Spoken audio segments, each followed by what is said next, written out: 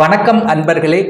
இன்றைய பதிவு 2024 வருடத்துக்குரிய மே மாதத்துக்குரிய ராசி பலன்கள்.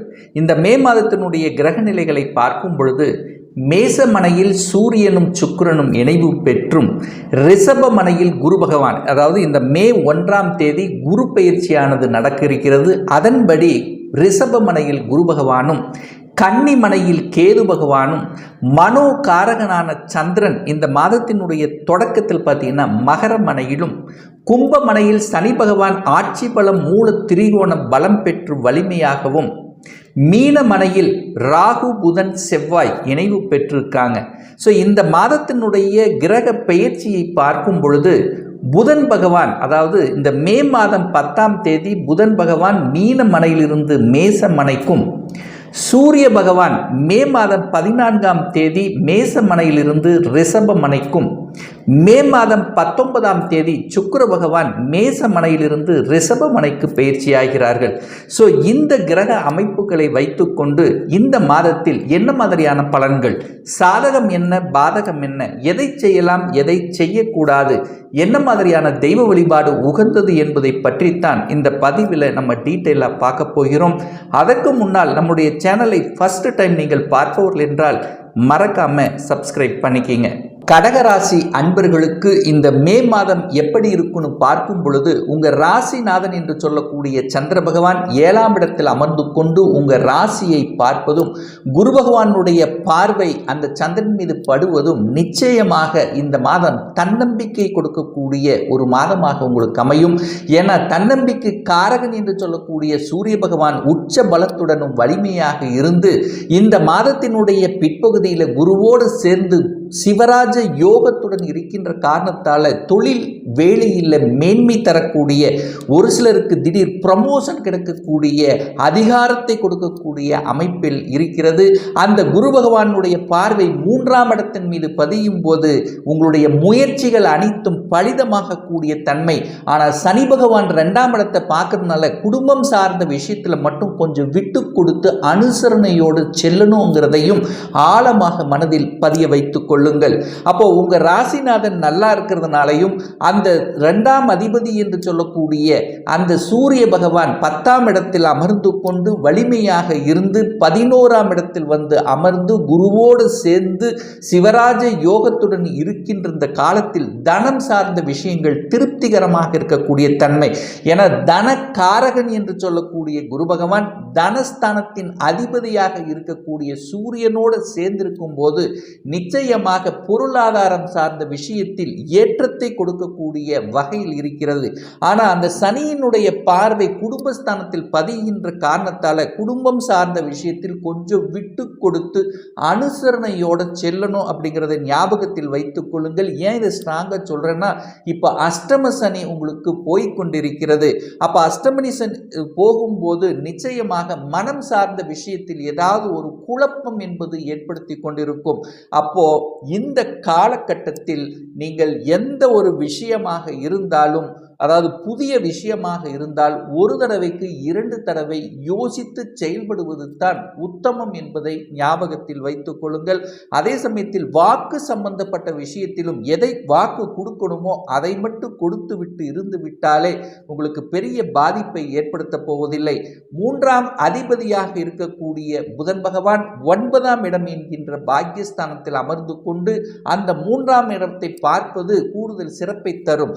அதே போலவே குருவினுடைய பார்வையும் அந்த 3ஆம் இடத்தில் இருக்கிறதுனால முயற்சிகள் பலிதமாக கூடிய அமைப்பு, பிரயாணத்தின் மூலமாக அனுகூலங்கள்.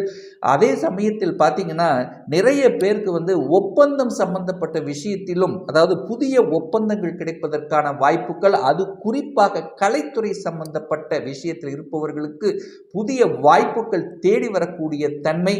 4ஆம் அதிபதியாக இருக்கக்கூடிய சுக்கிரன் இந்த மே மாதம் 19ஆம் தேதி ஆட்சி பலத்துடன் வலிமையாக 11ஆம் இடத்தில் இருக்க போகிறார். அப்ப 4ஆம் இடம் வலுப்பெற போகிறது. சுக்கிரன் வலுப்பெறுகிறார். சுக்கிரன் வலுப்பெற்றால் என்ன, ஒரு வீடு வாங்கக்கூடிய எண்ண ஓட்டங்கள் உங்களுக்கு அதிகமாகும். ஒரு வீடு வாங்கலாம், ஒரு இடம் வாங்கக்கூடிய அமைப்பு, பழைய வாகனத்தை விற்றுவிட்டு புதிய வாகனங்கள் வாங்கக்கூடிய யோகங்கள் என்பது இந்த மாதம் உங்களுக்கு சிறப்பாக இருக்கிறது. 5ஆம் அதிபதியாக இருக்கக்கூடிய அந்த செவ்வாய் பகவான் 9ஆம் இடத்தில் அமர்ந்திருப்பதும், அதாவது தனக்கு 5ஆம் இடத்தில் இருப்பது கூடுதல் சிறப்பை தரக்கூடிய அமைப்பு.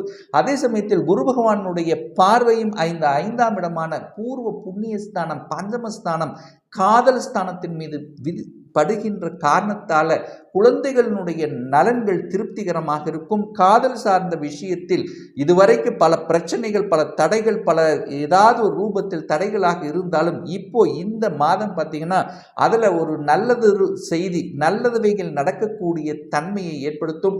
குழந்தை பிறப்பு சம்பந்தப்பட்ட விஷயத்தில் தடைப்பட்டு கொண்டிருந்தவர்கள், அதில் பிரச்சனைக்குரியவராக இருந்தவர்களுக்கு இப்போ அந்த தடையை நிவர்த்தி செய்யக்கூடிய விதத்தில் அமைகிறது. ஏன் இதை ஸ்ட்ராங்காக சொல்கிறா அப்படின்னா, அந்த குழந்தை காரகன் என்று சொல்லக்கூடிய குரு பகவான் 11ஆம் இடமான லாபஸ்தானத்தில் அமர்ந்து குழந்தை ஸ்தானத்தை பார்ப்பது உங்களுக்கு கூடுதல் நன்மை.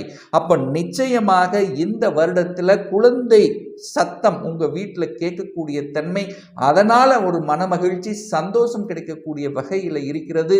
அதே சமயத்தில் 5ஆம் இடம் என்பது பதவியை குறிக்கக்கூடிய இடம், பட்டத்தை கொடுக்கக்கூடிய, ஒரு சிலருக்கு பதவிகள் தேடி வரக்கூடிய தன்மை, அடிஷனல் ரெஸ்பான்சிபிலிட்டி கிடைக்கக்கூடிய தன்மை.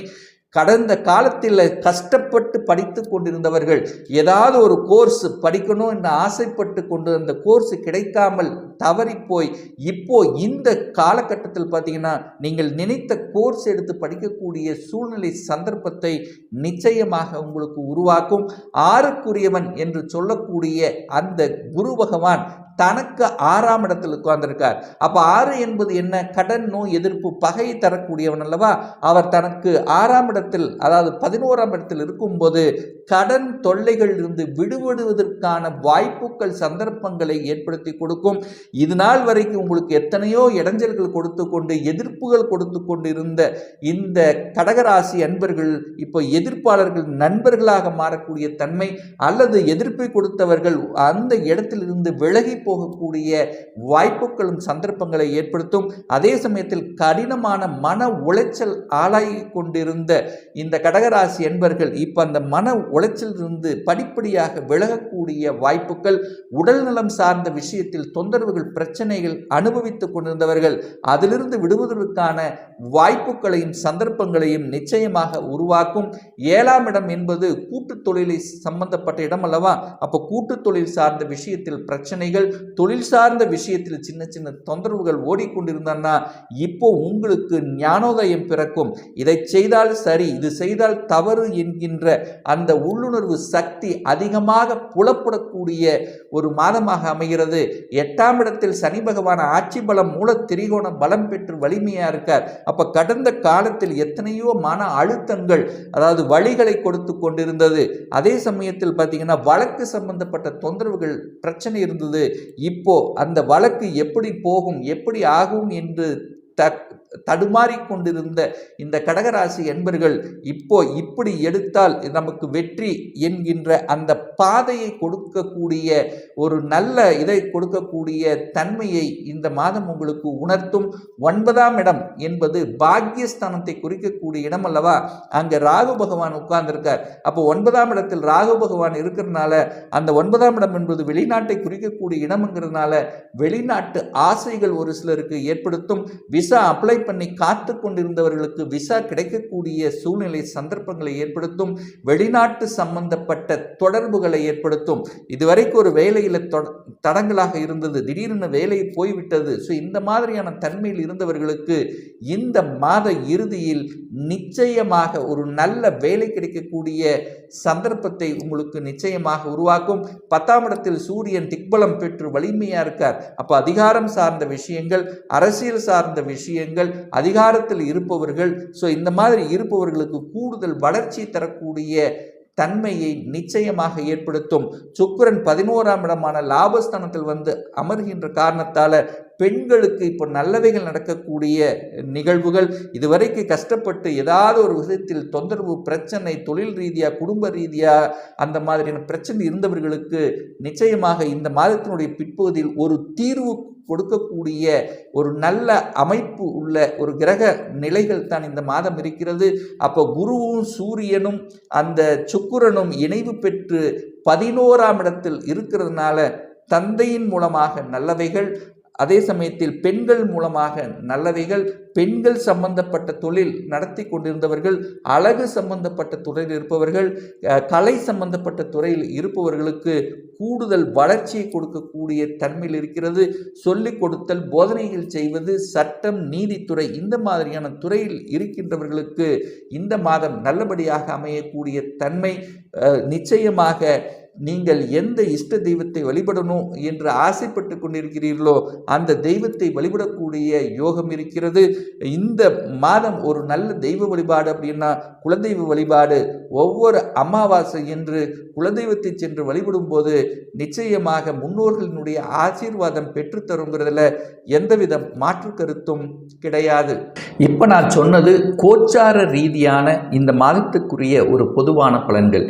இந்த ராசி நட்சத்திரத்தில் பார்த்தீங்கன்னா பல கோடி பேர் இருப்பீங்க, ஆனால் எல்லாருக்கும் ஒரே மாதிரியான பலன்னா நிச்சயமாக இல்லை. ஏன்னா ஒவ்வொருடைய ஜாதகரும் டிஃப்ரெண்ட், ஒவ்வொருத்தரும் டிஃப்ரெண்ட், ஒவ்வொருடைய தசா புத்திகளும் வேறுபடும்.